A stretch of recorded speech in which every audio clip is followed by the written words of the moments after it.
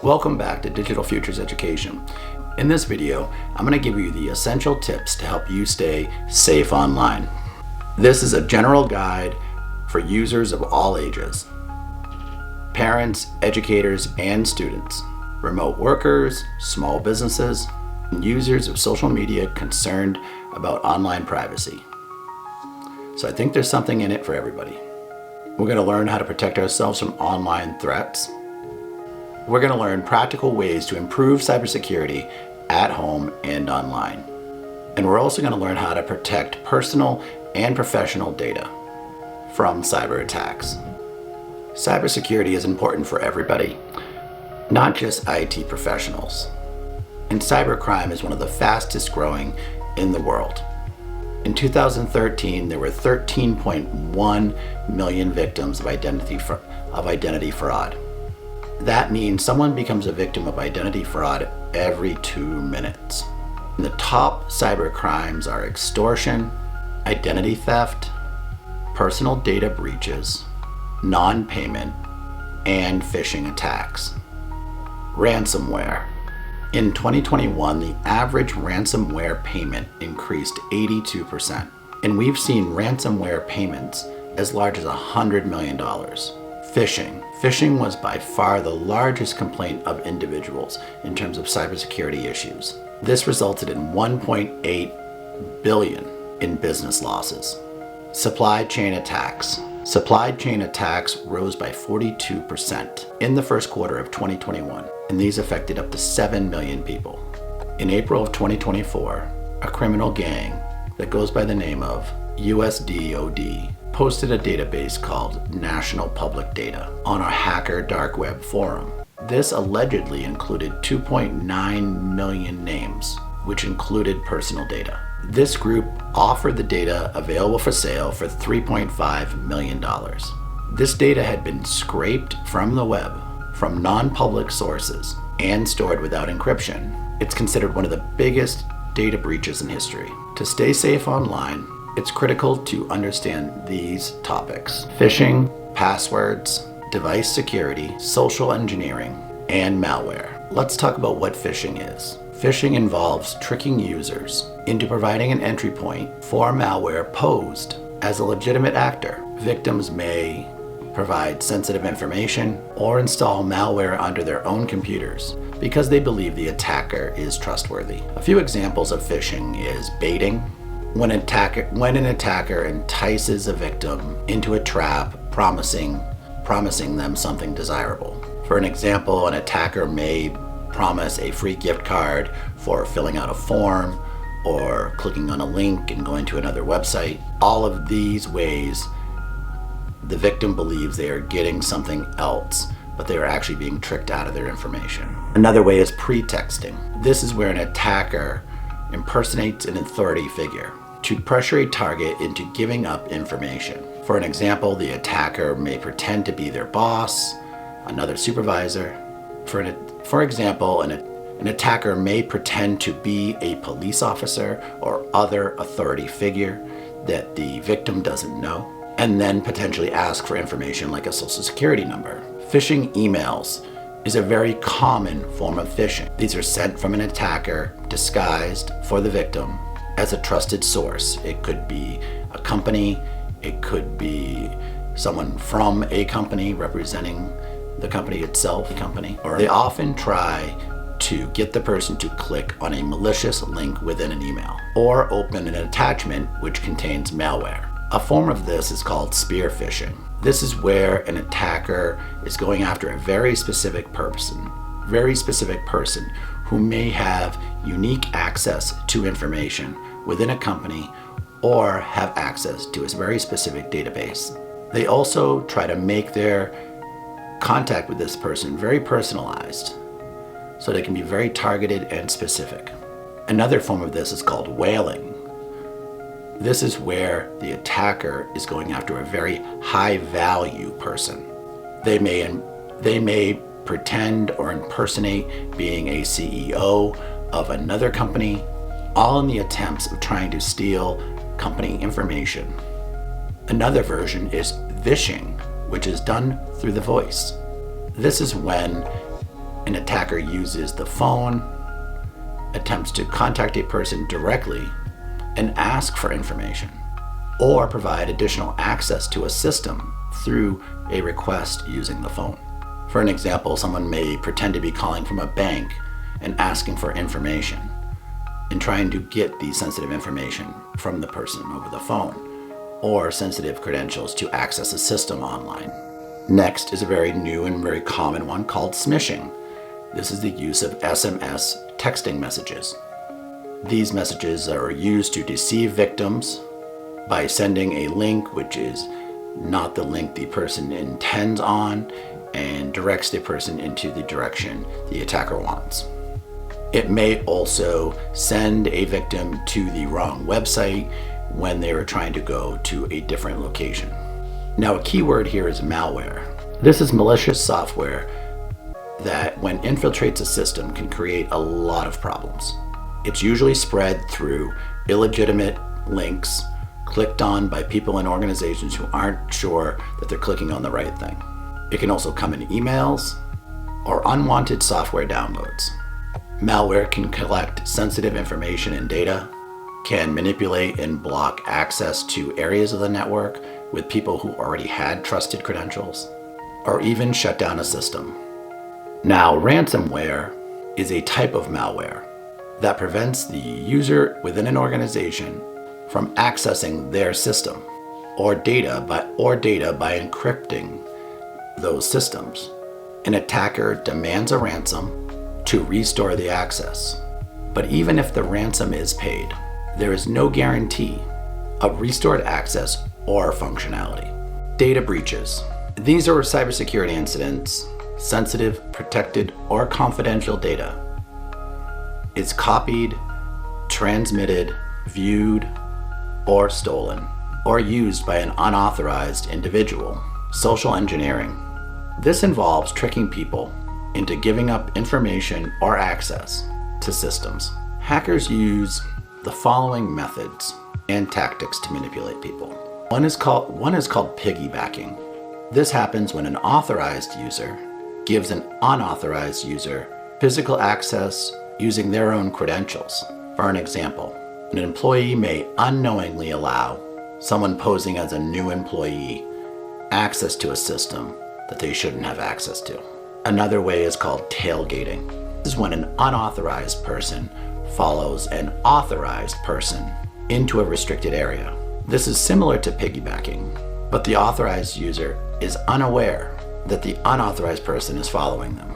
It's important to understand how these threats are different, how they're being used, and to keep yourself aware. Now let's talk about why passwords matter. Strong, unique passwords are essential for protecting online accounts, especially the ones that hold sensitive personal information. Weak passwords, like common identifying information or simple sequences, are easily broken by hackers. Using the same password across multiple accounts is like leaving the key in the lock. If one account is compromised, they all can potentially be compromised. Let me give you a case which can be an example for this. Her name will be Emma. Emma uses the same password for her bank and her email accounts. One of her passwords was recently breached, and this allowed access for the hackers to both accounts. This then could lead to a fraudulent transfer request that can be made to the bank and then accepted on the other end. And it takes much longer to remedy the situation if there is an issue. It's not as simple as just changing the password to one account. Let me give you some best practices related to passwords. Use a password manager. This tool will generate, store, and in some cases, fill your password for you. And you only need to remember one strong password, and often there's an additional layer of two-factor authentication for logging in to your password manager. So the access to your password manager needs to be authenticated through maybe a text message or a phone call or another level of access. And the password manager makes much more complex passwords. Create long random passwords. Aim for at least 16 characters, mixing upper and lowercase letters, symbols and numbers when possible. Use passphrases. These are memorable phrases of 4 to 7 unrelated words. These offer much more strength than regular passwords. For example, legal, tiny, facility, freehand, probable, mammal. No one is ever going to put those words into that sequence or order like you would for a password. Enable multi-factor authorization. MFA, two-factor authorization. This is an added layer of security by requiring more than one password or way of authentication for your accounts. This can be a text code or even a fingerprint. Let's talk a little bit about how to choose a password manager. Let's talk a little bit about how to use a password manager. Choose a reputable password manager. Consider free and paid options and look at their features. Generate strong and unique passwords. The password manager will help store these for you. Remember the master password. This is the only password you will need to memorize for this purpose. Utilize resources like consumer reports or reputable online blogs and other websites to help evaluate the different features of these password managers and make the right decision for you and how you anticipate using the password manager. It could be browser-based, it could be it could be just on an app or a website. There are a lot of available options out there at different price points and level of security. Let's go over some of the common mistakes to avoid. Reusing passwords is the biggest one. Reusing the same password for multiple accounts leaves you vulnerable. If one of those accounts is accessed, they're going to get access to that account and then find other accounts that you may be using. And also, if you use the same password, it's going to leave you vulnerable there as well. Don't write down all your passwords in one place or in a notebook. This can make you extremely vulnerable. And of course, don't use weak passwords. Try to make them as strong as possible. Don't make them easy to guess. Doing this will significantly help you reduce the chance that your accounts are compromised. So as we go into this, let's talk a little bit more about phishing. This is when hackers use emails or text messages to try to get your personal information. They often try to be a company that you know and trust, and they're often going after your passwords, account numbers, social security number, address, or personal information so they can build a profile and use your information. They often pretend to be a company like a credit card company, a bank or utility company, or something requiring an online payment. Once they get that information, they can get access to all of your information very easily.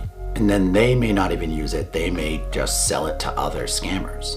So let's talk a little bit more about identifying a phishing attempt. You'll see suspicious URLs and email addresses. Look closely at the sender's email address. It may be slightly different than the company you expect. For example, it might have an extra word or a typo, or use a different domain name of the website of the company.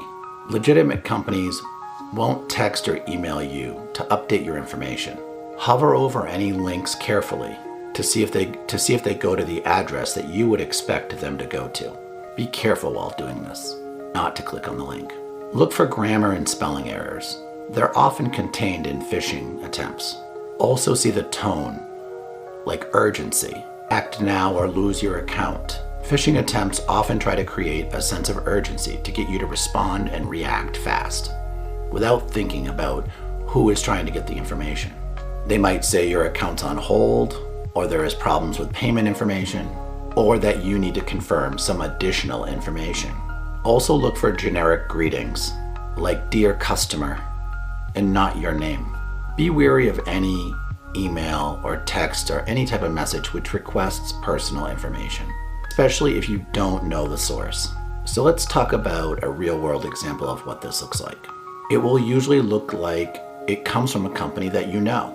It may have a generic customer greeting instead of speaking to you directly by name. The problem with your account is a false issue. It's not really happening to your account, but the sender is indicating that there is an issue. It's going to request that you update information through clicking a link. Update information through clicking a link, which is exactly what you're not supposed to do. Remember, you can always contact the company directly that you're doing business with and ask about the issue. through the phone. Don't use the internet or reply to messages that you receive.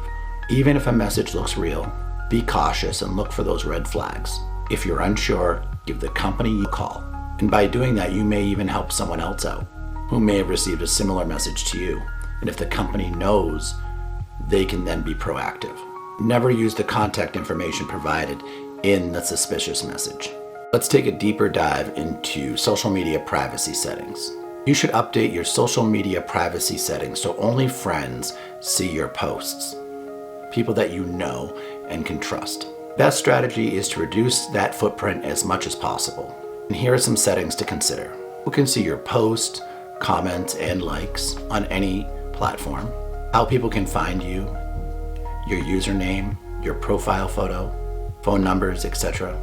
Data settings that may be part of that social media account, add preferences. And with this, we can begin the topic of data minimization, only providing necessary information. When an account or application asks for information, consider whether the personal information you're providing is worth it to you. Be wary if the personal information requested is not something that you see as important to the application itself. Does the application really need your social security number or mailing address? Or need to know other members of your family and their names? Or your phone number or others' phone numbers? Can you just enter your zip code?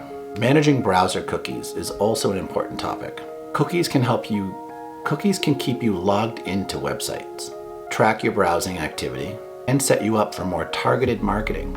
You can continue to browse without cookies, and you can also accept just cookies that are essential to the function of the website. Periodically clear the cookies in your browser and the cache memory. All the major browsers provide distinct directions on how to do this, and it's usually within the browser settings. Be careful where you click. Don't click on links, downloads, suspicious links, or things sent to you. If you're unsure of what's been sent to you, contact the company directly. Be sure the websites that you're sharing personal information with have the HTTPS and not just HTTP. HTTPS ensures that it is a secure website. That means that the data between you and the website is encrypted. Be careful of shortened URLs because they often take you to locations with unencrypted website activity. And sometimes you may not have checked where that short URL is taking you.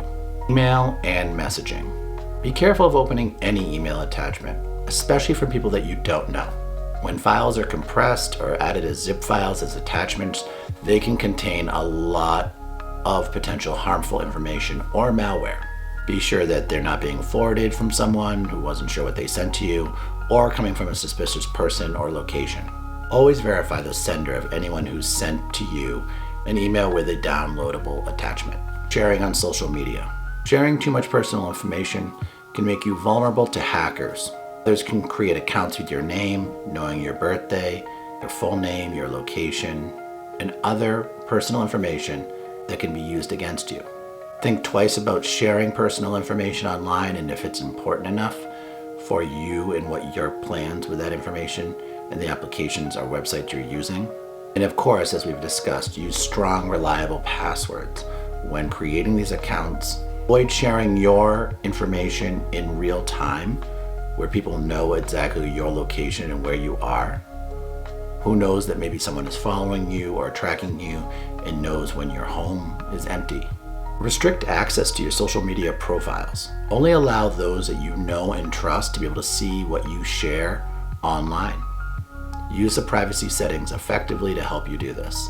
Only accept friend requests from those you also know and trust. Cybercriminals often make fake accounts with others' names and then make requests of their friends in order to create accounts which can collect more personal information from other people. And don't respond to private messages from those you don't know. This also goes for text messages or any messages on the web from strangers who you don't know and may potentially be a cyber risk. Let's go over some of the essential cybersecurity tools that are going to help protect you. Some of these we've gone into in some detail, and some we're just going to get to explore now. The first one is utilizing a VPN to help privatize your connection while on the web across networks which may not have encryption for your data. VPNs help assist in your connection being private and secure when connecting to the web with your information. Some popular VPNs are NordVPN, ExpressVPN, CyberGhost VPN. Look for providers which have a kill switch that prevents any data from going through unless you're connected to the VPN. Next thing is antivirus software. Very, very important. Use trusted antivirus programs to protect your devices from malware. Windows Defender is sufficient, but there are also paid options which provide more features, like McAfee, Malwarebytes, and regularly update your software, including the antivirus programs. Help patch security vulnerabilities. Password managers. Utilize a password manager which can create more complicated passwords for you to be more secure and have one major master password to be able to access the password manager. Password managers are not only going to be able to make more dynamic 16-character, multi-number, multi-letter, complicated passwords, you're going to have an easier time accessing them, remembering them through the manager, and it's going to have a much more diverse profile of different passwords that you're using across all your accounts and prevent you from having the same password on any similar account. Consider tools like LastPass, Keeper, UnPass, and Bitwarden. And they often have features like two-factor authentication built into their tool. Browser extensions. You can utilize browser extensions to help block ads. Often password managers are as a browser extension and can be used on different sites. Browser extensions can also be used to help identify if you're being tracked on a website or if the site is malicious or potentially has malicious actions happening on it. A few of the more popular ones are HTTPS Everywhere, uBlock Origin, PDF Viewer. HTTPS Everywhere helps ensure you have a secure connection on those websites, helps block ads. PDF Viewer helps block malicious content which could be embedded within a PDF. Let's talk about some of the amazing educational resources that are helpful when looking into the topic of cybersecurity and expanding your knowledge. Several websites offering comprehensive information related to cybersecurity: Cybersecurity Hub, National Initiative for Cybersecurity, Careers and Studies, and the U.S. Cybersecurity Infrastructure Security Agency, CISA. College courses, boot camps, and many online platforms provide additional support for understanding more about cybersecurity. A reputable organization in this area is CISA, like I spoke about, C Council, InfoSec Institute, and SANS Institute. You can also connect with Digital Futures Education, and I can help provide you with some of our resources and training and supports to help you learn more about cybersecurity. Also, there are a wide range of communities to engage with related to learning more about cybersecurity. Online communities, forums, just like our group with Digital Futures Education, available on our website, digitalfutureseducation.com. Utilize me and these resources to help you get a strong base and understanding of cybersecurity concepts for now and for the future. So the next step is to create your own cybersecurity personal plan. Let's start a checklist of items to consider as you start planning to have the best cybersecurity in your life. Check your passwords and update them. Enable two-factor authentication where you can. This will help add a second layer of defense to your passwords and your accounts. Regular software patching. Keep all software up to date, including operating systems, phones, software. All of them need to be running smoothly to help protect you the best it can. Enable automatic updates when possible. Install trusted antivirus software on your devices and anti-malware. And be sure they're updating regularly. Use a VPN, especially on public networks, to help protect your connection and be sure it's encrypted. Regularly audit your devices and be sure that they're updated. Think before you click. Always double check where that link is going and who sent it to you. Also be sure you have a connection which is HTTP secure. Be careful what you share, as others may use the personal information that you share when you create different accounts and websites against you. by potentially creating fake profiles. Minimize the amount of data you share online. Sharing too much can make you vulnerable to cybersecurity threats and data breaches. Stay informed. Follow our newsletter with Digital Futures education on cybersecurity topics and resources. Stay connected with organizations like CISA and the SANS Institute, and be sure your antivirus is keeping up to date. Remember, this is an ongoing process that requires you staying in tune with what you need to do.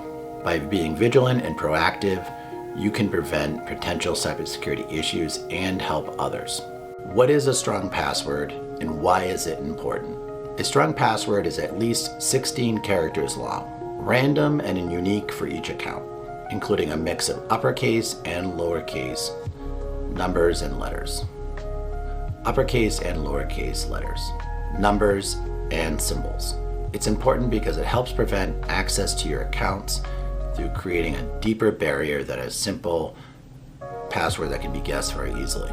It reduces your vulnerability to fraud and issues with personal sharing of your data and issues with personal sharing of your information. What is a phishing scam and how can I avoid being a victim? Phishing is a type of cybercrime where attackers attempt to trick you into revealing sensitive information like passwords or credit card details or social security numbers. They often pose as trustworthy entities like banks, online services, or even friends through emails, text messages, phone calls, or social media messages. To avoid phishing scams, exercise caution before clicking on any suspicious links or downloading any suspicious attachments from unverified senders. Verify the source independently, especially if the message requests personal information. Look for a secure website like HTTPS and a padlock in the icon bar. Often, what are some effective internet safety tips for securing my home Wi-Fi network? Securing your home Wi-Fi is crucial for protecting your personal data and devices. Begin by changing the default router settings, including the username and password, to something unique and strong. Use a robust password for your Wi-Fi password, ideally with 12 characters, a mix of numbers and letters. Enable WPA3 encryption. That's the latest and most secure protocol, if your router supports it. If it doesn't, use WPA2, which is still highly secure. Disable remote management and WPS features, and update your router's firmware for security patches and to increase performance. Set up a guest network to help limit the amount your personal network is used, and adjust your power settings to reduce the Wi-Fi signal range. How does a VPN enhance my online privacy and security? A VPN, or a virtual private network, encrypts your internet traffic and masks your IP address, hiding your online activity, including your ISP, government agencies, and potential hackers. By routing your connection through a VPN, by using a VPN, it makes it harder to track your browsing activities, location, and sensitive information. This is particularly important when using public Wi-Fi networks, which are often unsecured and susceptible to eavesdropping. What are zero-day exploits, and which industries are commonly targeted? Zero-day exploits are cybersecurity attacks that leverage software vulnerabilities known to the software developers or security vendors. These are dangerous because the attackers compromise systems before patches are available, leaving users defenseless. The industries often targeted for these are healthcare, financial and banking, education and government. And since these set up a ransomware style of attack, the sensitive nature of the data makes it so the organizations may be more willing to pay. What is GDPR and why is it important for data privacy? GDPR stands for General Data Protection Regulation, a comprehensive data law passed by the European Union. It aims to give individuals more control over their personal data and how it is collected, processed, and stored by organizations. GDPR sets strict guidelines for data security, transparency, and user control, and user consent, requiring organizations to implement appropriate technical and organizational measures to help protect personal data from unauthorized access, use, disclosure, alteration, and destruction. Thanks for joining me for this inclusive video covering a broad range of topics related to cybersecurity for everybody. I hope you've enjoyed the content. Please give a like, subscribe to the channel, and come back again for more resources related to cybersecurity, digital education, and the transformative power of learning with technology.